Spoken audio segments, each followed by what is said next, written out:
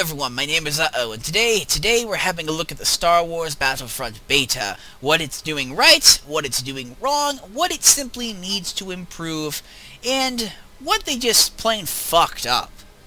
Now, of course, it goes without saying that this is just beta footage. This is not representative of the final game, although the final game is less than a month away now, so most of this stuff will probably be in the final game. But yeah.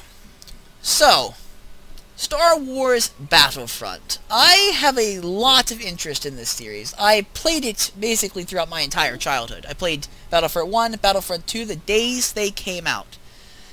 And so imagine my surprise when I heard that Battlefront 3 was on its way, but it wouldn't be Battlefront 3, and it wouldn't be anything like its predecessors whatsoever.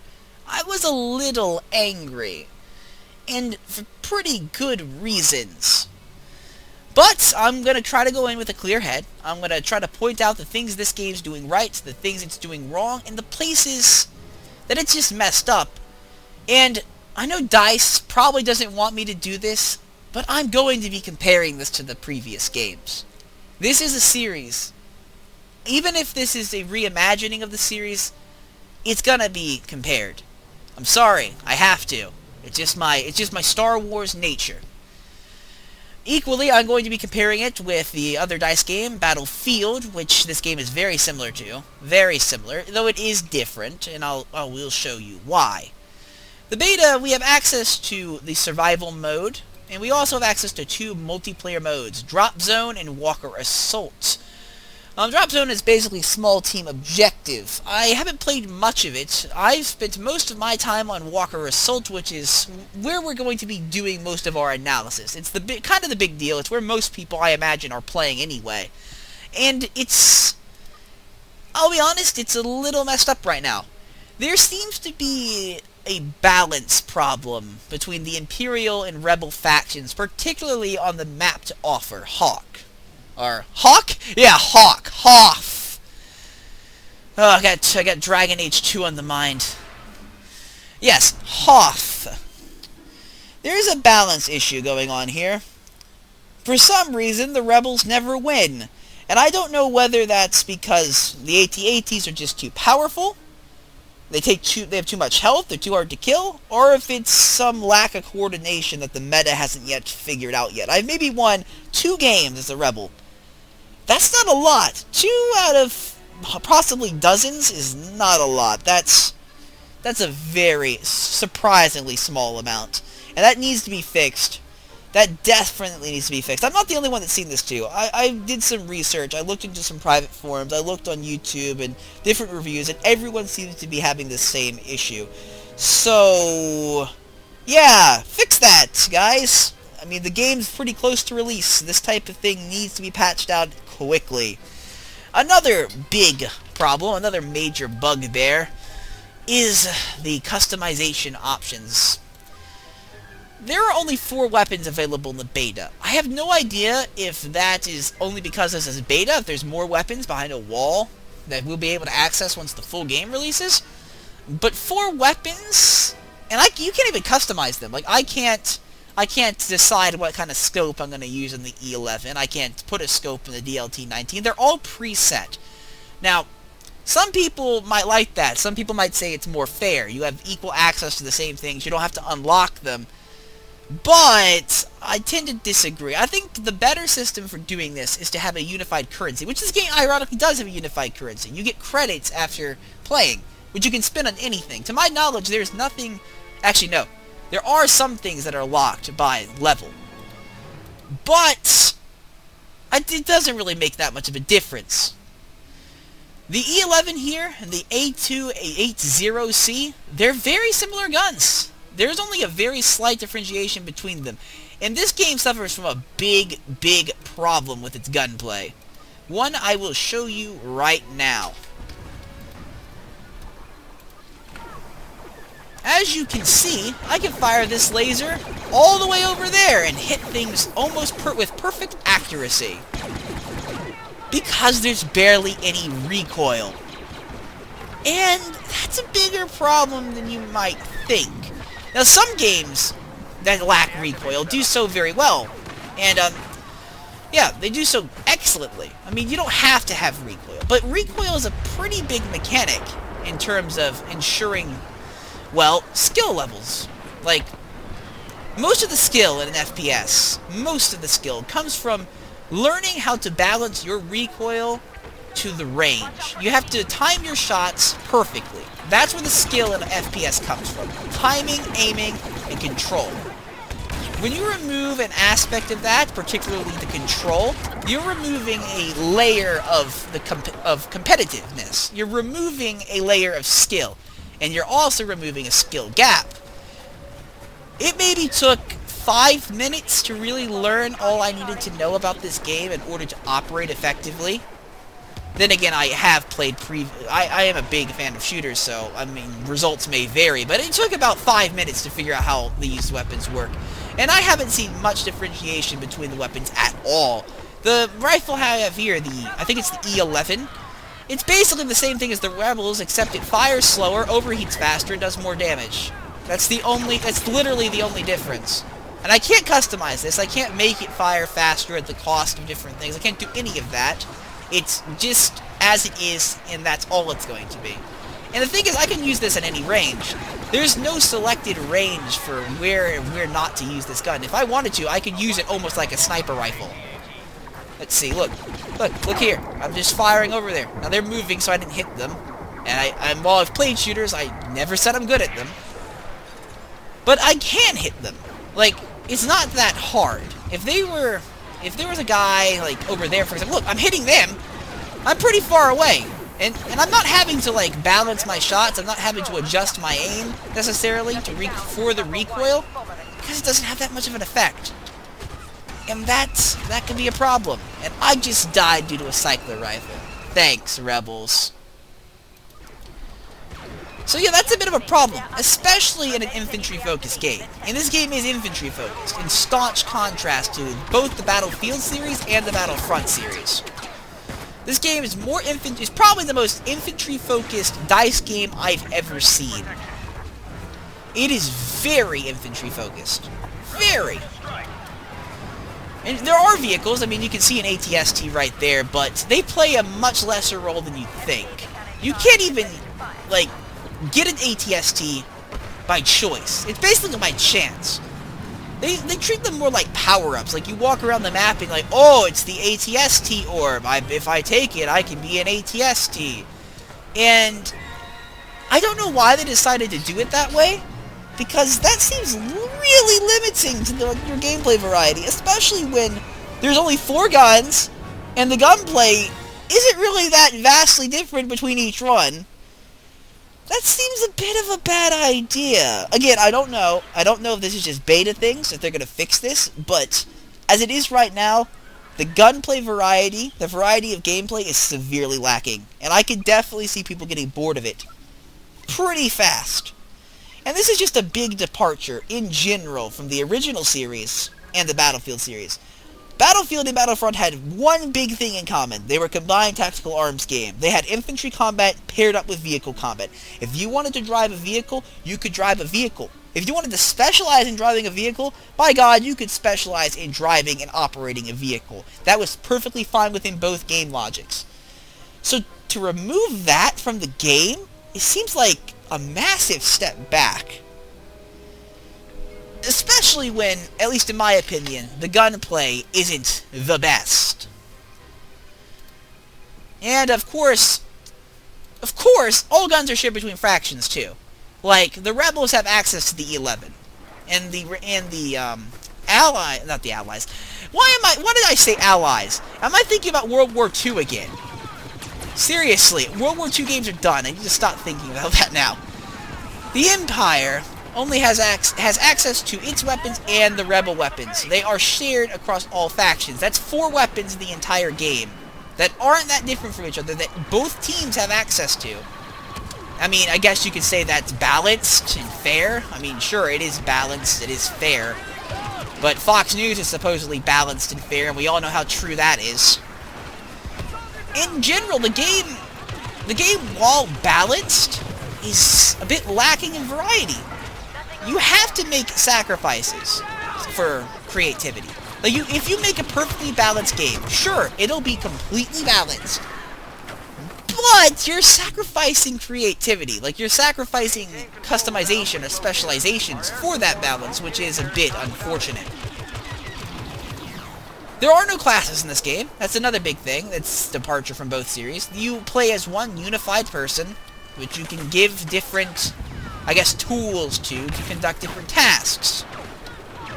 However, to be honest with you, I prefer the class system. While one could say that it has less utility in what you can do, I'd argue that in a team-based game, it's actually more appropriate, because these specialized roles kind of serve the gameplay, rather than take away from it. I mean, you could argue that if you really, really wanted to get tactical, you could synchronize your quote-unquote created role together and mix and match, but most people aren't going to do that, and most people aren't actually cooperating in this game. This has so far been a very uncooperative experience. It's mostly been, oh shit, it's Darth Vader. Oh yes, this is a thing, by the way. There are hero units, as there were in the original Battlefronts, and it's always a good thing to see them. They are power-ups, though, kind of like how they were in the original, I think. My knowledge is failing me. It has been years. So, yeah, they're still here, which is good. That is good. I kind of actually like the heroes a bit. I know a lot of people complain about the heroes being op, but I kind of like it. It kind of spices things up again. Which goes back to the whole term of, you don't need the game to be balanced 100% because the game needs to also be creative. And this game seems very clinical in certain places. Now, there are some things that it does really, really well. Take, for example, the map Hoth here. While it's unbalanced in terms of it allows the Empire to win almost every time, the aesthetic design of Hoth is perfect. This is an absolutely beautiful map. And the contrast of the blue, the snow to the red laser fire is amazing. Even though there's only 40 players here, which is much less than what Battlefield has to offer, the game feels more action-paced, ironically. Why? Because the map's a little bit smaller, it's a little more condensed, so you're in the action more often, and the contrast of the snow really creates tension. It makes you think that more stuff is happening, because you can see stuff happening. Which I actually like. I like that. But that, again, that's only for this map. I don't know what other maps they have for Walker of Souls. I think they have Indoor as one of them. But, that's not in the beta. But yeah, Hoth is a very nice map in terms of aesthetics. It does have problems outside of aesthetics in terms of how it operates. For example, the turrets here. The turrets are pretty good. The anti-infantry turret is very good at bogging down enemy units, but they are also easy to destroy. I tend to find that these turrets blow up the second you get into them, most of the time. Now, sometimes you can get a really good streak going on, and you can take down hundreds, but in 99% of my experience, these turrets go down within seconds. Which is a shame, because these turrets are basically the only thing the rebels have going for them in terms of actually defending their objectives, and they overheat really fucking fast.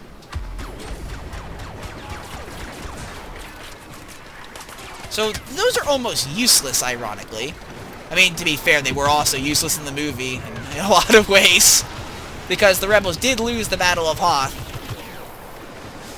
But in terms of game balance, that's not the best. It means that we aren't able to really compete with the enemy forces, especially when the enemy team, the Imperials, are the only ones with access to fucking vehicles.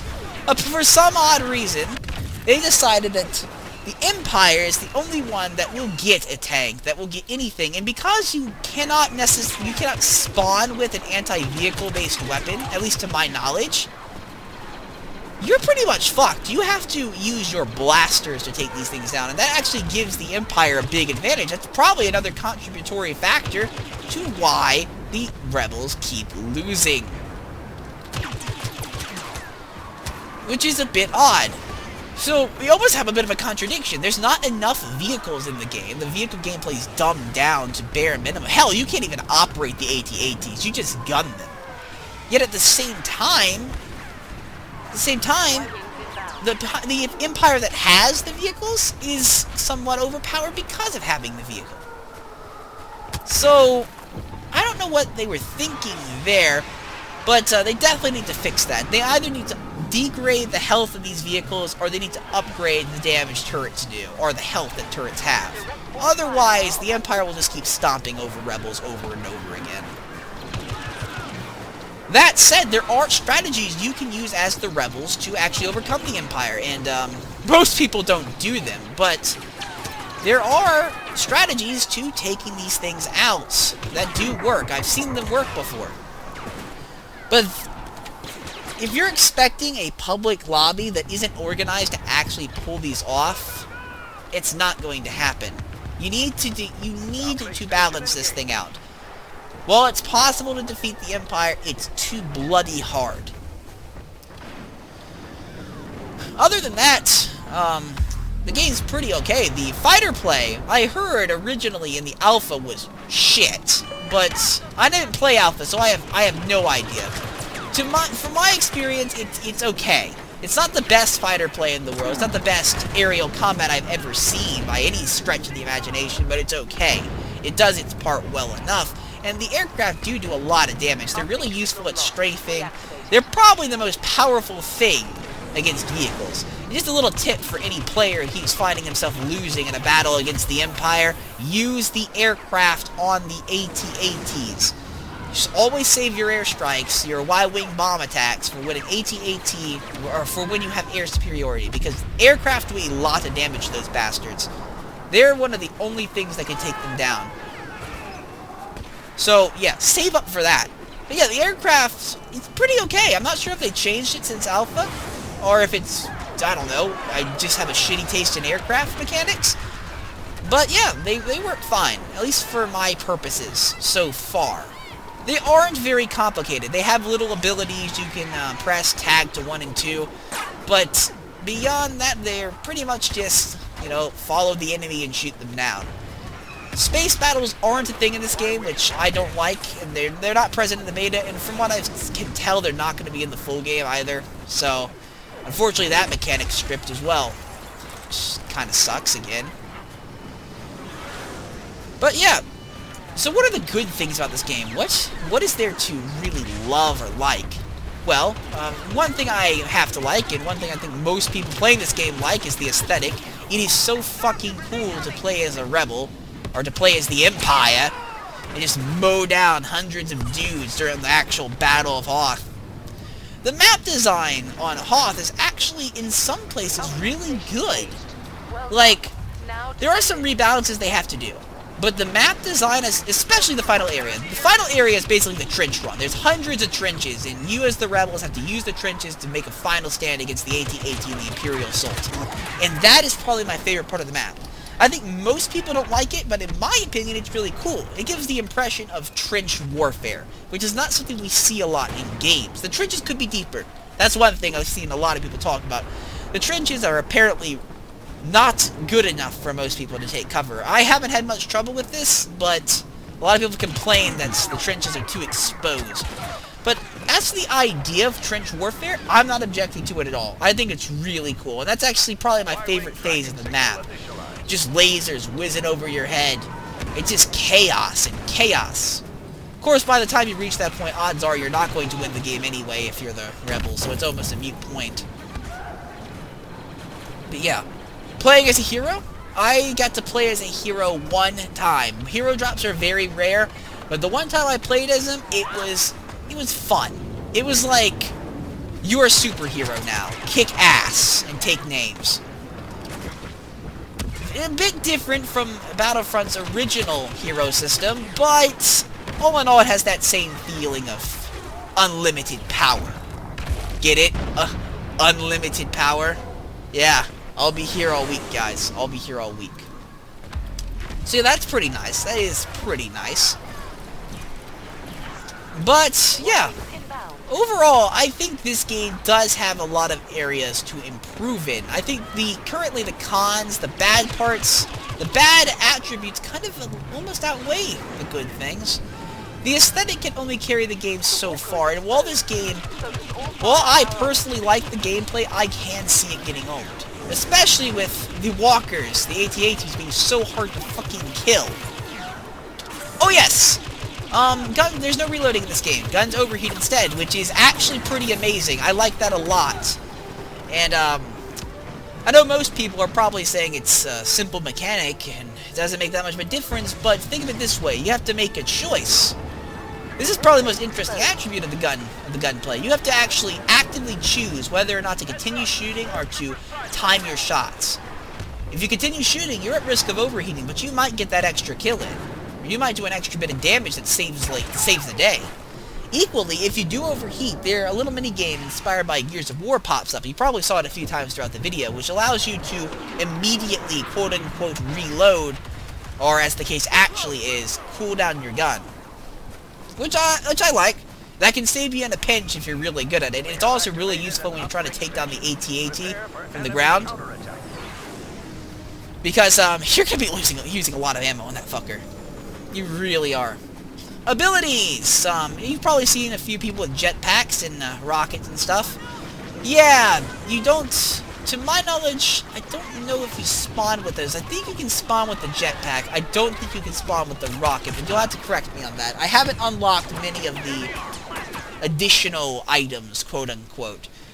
But you do have access to some. Like right now I have access to a shield generator, which I can deploy on the ground by pressing 4.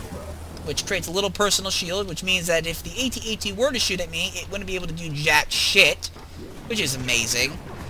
I also have a grenade bound to 1, which lets me, just thermal grenade. You do have to unlock the grenade, it's not default. And, oh, can I get this? I want to get this. Give me it. Sweet, I got a speeder. Come on, let me do a Luke. I gotta do a Luke. I don't know if we could actually do a Luke with the shields up. I don't see why not. The shield shouldn't be able to stop me from latching something onto it. It didn't do it in the movie, at least. Apparently it is. Okay. So I can't actually... Oh, maybe I have to shoot it. Do I have to shoot it? Do I have to actually shoot the thing? No, nope. Oh, Y-Wings are locking in. Okay, so this is my chance, I think. Oh, wait, no, they're locking in. They're acquiring targets. They're not actually firing yet. Oh, well. I guess I'm just going to fly around. This is a bit awkward to control, the speeder. It's very different from the X-Wings and the TIE Fighters.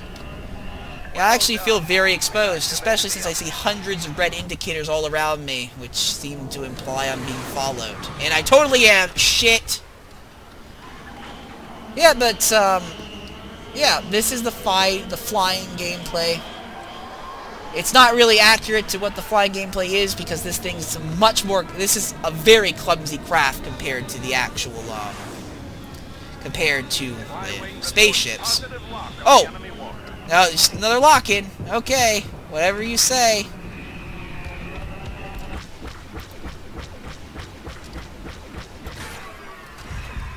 Okay, pull up. Ooh, that was close.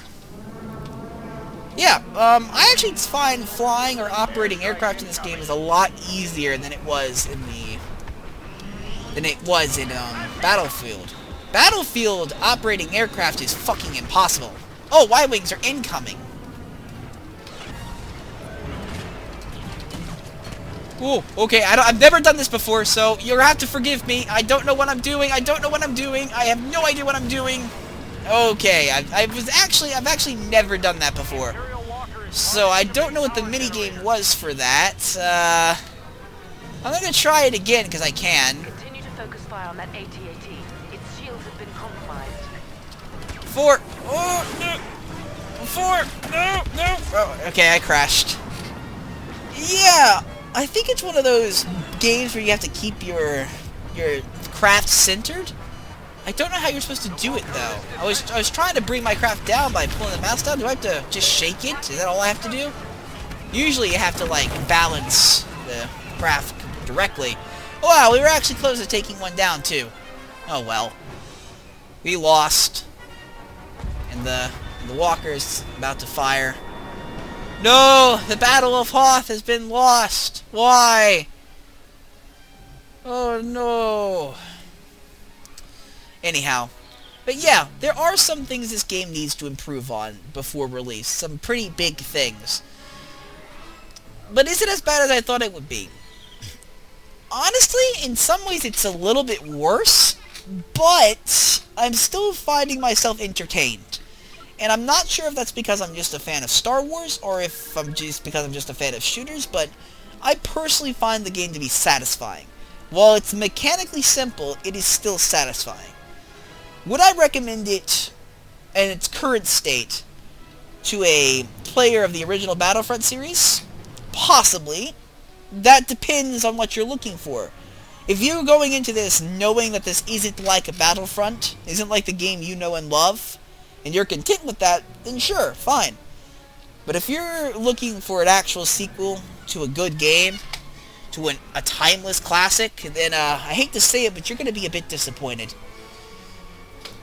But of course, beta's beta. All of this is subject to change. Don't treat this like review. This is first impressions, after all. I have nearly played this game enough to actually, quote-unquote, review it. Especially since it's a beta, and you can't really review betas. But yeah, those are the things that I think need to be improved. Those are the things that I think the game is doing right. And those are the things that I just think are a bit shit.